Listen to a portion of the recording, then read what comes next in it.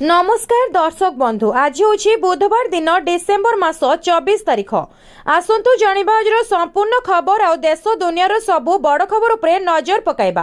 ता पूर्व चैनल नुआ आसीथिले चैनल को सब्सक्राइब करी पाखरे आसुथिबा बेल आइकन को ऑन करी रखंतु। प्रतिदिन एमिति न्यूज वीडियो सर्वप्रथमे देखिबा पई। तबे आसतु आज गुरुत्वपूर्ण खबर गुड़िक उपरे नजर पकाइबा। आज प्रथम खबर रही जानतु केते वर्ष जाए जमा हुए सुध। चाकरी परिवर्तन करबा किंबा छाड़िबा परे अनेक कर्मचारी भाबंती जे सेमानकर प्रोविडेंट फंड अकाउंट रे सुध मिलिबो कि नाही। कर्मचारी प्रोविडेंट फंड संगठन वर्तमान नियम अनुसार यह एक साधारण भूल धारणा जे 3 वर्ष परे पीएफ उपरे सुध बंद हो जाए। सत्य भिन्न। ईपीएफओ निर्देशावली अनुसार जदि आपणकर पीएफ अकाउंट एक यूनिवर्सल अकाउंट नंबर सहित लिंक होइछि तेबे आपण चाकरी छाड़िबा परे मध्य सुध जमा जारी रखे। आपण 3 वर्ष पूर्वे चली जाइथिले किंबा 10 वर्ष पूर्वे जदिओ पीएफ अकाउंट रे कोनोसी नुआ जमा करा जाय नाही तथापि प्रति वर्ष सुध जमा जारी रहिबो। कर्मचारी 58 वर्ष बयस रे पहुंचबा किंबा संपूर्ण राशि उठाइबा पर्यंत एही सुध जमा हेबा जारी रखे। नियम अनुसार चाकरी छाड़िबार 36 मास पर्यंत एक पीएफ अकाउंट को एक्टिव करी रही थाए। एहा परे अकाउंट टी एक्टिव हो जाए किंतु एहार अर्थ एहा नुहे जे सुध बंद होई जिवो। एक्टिव अकाउंट गुड़िक मध्य ईपीएफओ द्वारा घोषित। परवर्ती खबर रही 8th पे कमिशन सबु कर्मचारी खाता को आसिबो 2.8 लाख टंका। जानतु केबे अष्टम वेतन कमिशन सुपारिश अनुसार कर्मचारी माने वर्धित दरमा और पुराना दरमार बाकी बकेया प्रदान पाई पारंती। जदि केंद्र सरकार 2028 प्रारंभ में अष्टम वेतन कमिशन लागू करती तेबे 30 रु 34% दरमा वृद्धि हेबार संभावना अछि। जदि वेतन कमिशन कार्यकारी हेबार 2 वर्ष विलंब हुए तेबे कर्मचारी बकेया 2.8 लाख टंका रु अधिक होई पारे। सप्तम वेतन कमिशन डिसेम्बर 31 2025 रे 10 वर्ष पई शेष हेबो। नुआ अष्टम केंद्रीय वेतन कमिशन प्रगति हेबे केंद्र बिंदुरे। दुईटी प्रसंग रे आलोचना चलिछि केबे दरमा वृद्धि कार्यकारी हेबो ओ नुआ फिटमेंट फैक्टर आधार रे कर्मचारी माने केते दरमा वृद्धि पाई परिबे। जस्टिस रंजना देसाई नेतृत्व में गठित पैनेल यार कार्य आरंभ करिछि। दरमा वृद्धि संशोधित मौलिक दरमा और बकेया उपरे आलोचना द्रुत गति चली। सरकारी कार्यान्वयन तारीख एपर्यंत घोषणा करा जाय नाही किंतु वर्तमान आकलन सूचाई देउछि जे एहा 2028 प्रारंभ में कार्यकारी हेबो। एम्बिट कैपिटल समेत बजार विश्लेषक माने अष्टम वेतन कमिशन अधीन 30 रु 34% दरमा और पेंशन वृद्धि हेबार पूर्वानुमान करुछंती। परवर्ती खबर रही ओडिशा रे बढ़ुची शीतर प्रकोप। 3 दिन में एसबु जिले में ह्रास पाइब पारद। राज्य में शीतर लहरी जारी रही बेले राजधानी भुवनेश्वर समेत विभिन्न सहर तापमात्रा गत 3 दिन मध्य गुरुतर भाव ह्रास पाई। भुवनेश्वर में 3 दिन तले तापमात्रा 15.1 डिग्री सेल्सियस थिबा बेले मंगलवार यह 11.9 डिग्री सेल्सियस को खसी आसी। भुवनेश्वर और कटक रे चलित सप्ताह रे पारद 11 डिग्री सेल्सियस पाखापाखि रहिबो बोली पाणीपाग विभाग सूचना देइछंती। मंगलवार कटकर सर्वनिम्न तापमात्रा 12.4 डिग्री सेल्सियस रेकर्ड करा जायछि। क्रमगत द्वितीय दिन पई कोरापुट राज्यर सबुठु ठंडा सहर भाबे परिगणित होईछि जेउठारे सर्वनिम्न तापमात्रा 6.3 डिग्री सेल्सियस रहिछि। सेहिपरि सेमिलीगुड़ा रे 6.7 डिग्री सेल्सियस रहिछि। 10 डिग्री सेल्सियस तळे थिबा अन्य सहर गुडीक हेउछि दारिंगबाड़ी, जी उदयगिरी, नवरंगपुर, फुलबाणी, झारसुगुड़ा और चिपलिमा। मंगलवार सकाळे राउरकेला, फुलबाणी, झारसुगुड़ा और सोनपुर अंचल में घन कुहुड़ी देखा मिलता। पाणीपाग विभाग अनुसार डिसेम्बर 25 पर्यंत सुंदरगढ़, झारसुगुड़ा, सोनपुर और कंधमाल किछि स्थान में घन कुहुड़ी संभावना रही। परवर्ती खबर अछि जनवरी 1 रु कड़ाकड़ी हेबो पेट्रोल पंप रे गाड़ी प्रदूषण जांच नियम। प्रदूषण प्रमाणपत्र नथिले मिलिबनी पेट्रोल की डीजेल। जनवरी 1 रु कड़ाकड़ी हेबो पेट्रोल पंप रे गाड़ी प्रदूषण जांच नियम। नुआ वर्षठू प्रदूषण प्रमाणपत्र नथिले मिलिबनी पेट्रोल की डीजेल।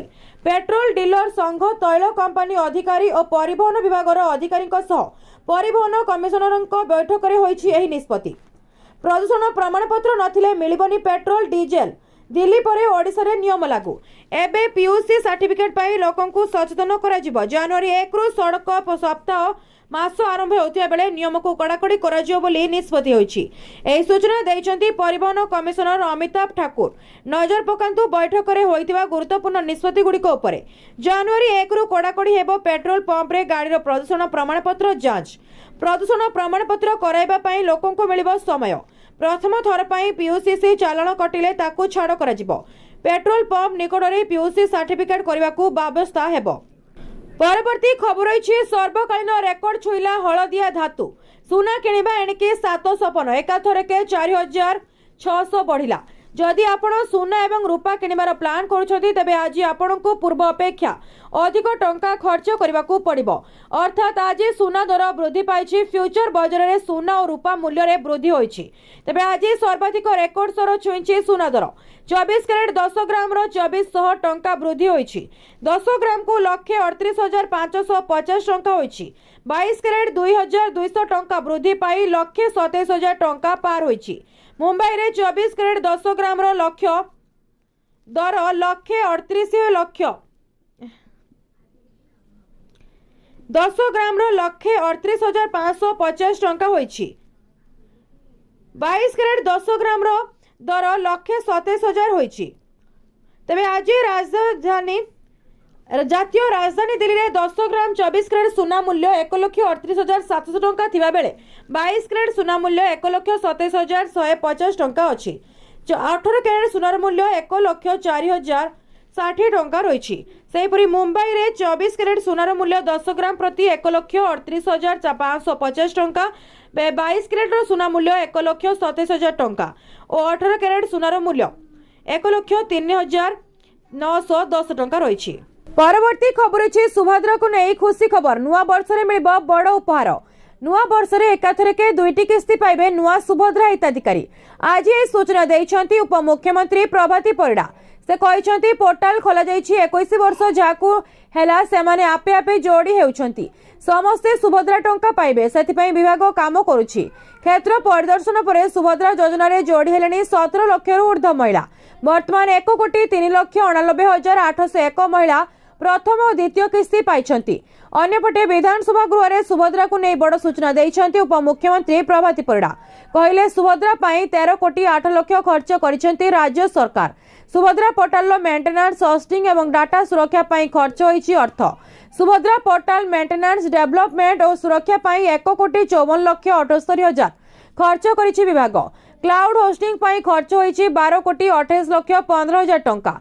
गृह रे बीजेडी विधायक अरविंद महापात्रଙ୍କ प्रश्न रे उत्तर रखिछंती उपमुख्यमंत्री प्रभाती परिडा।